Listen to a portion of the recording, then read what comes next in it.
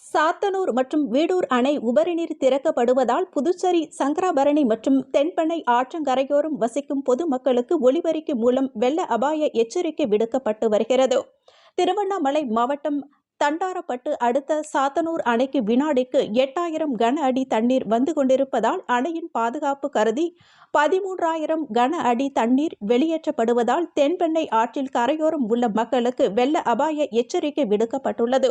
சாத்தனூர் மற்றும் வீடூர் அணையில் இருந்து உபரிநீர் அதிகம் திறக்கப்படுவதன் காரணமாக வெள்ள அபாயம் ஏற்படுவதால் புதுச்சேரியில் சங்கராபரணி மற்றும் தென்பெண்ணை ஆறு அருகில் கரையோரம் வசிக்கும் பொதுமக்கள் அருகில் உள்ள அரசு நிவாரண முகாம்களில் பாதுகாப்பாக தங்குமாறு மாவட்ட ஆட்சியர் குலோத்துங்கன் அறிவுறுத்தியுள்ளார்.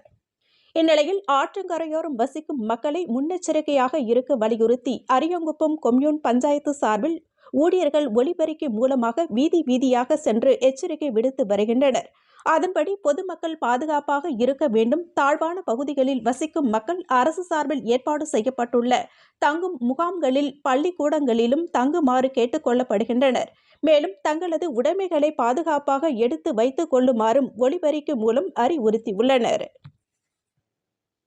ஒரு முக்கிய அறிவிப்பு: சாத்தனூர் அணையிலிருந்து உபரி நீர் திறந்துவிடப்பட்டுள்ளதாலும் மேலும் இந்த நீர் திறப்பு அதிகப்படியாக இருக்கும் என்பதாலும் கரையோரம் ஆற்றங்கரையோரம் உள்ள மக்கள்கள் அனைவரும் பாதுகாப்பான இருக்கும்படியும் பாதுகாப்பாக இடத்திற்கு செல்லும்படியும் புதுவை மாவட்ட நிர்வாகம் சார்பாக கேட்டுக்கொள்ளப்படுகிறது.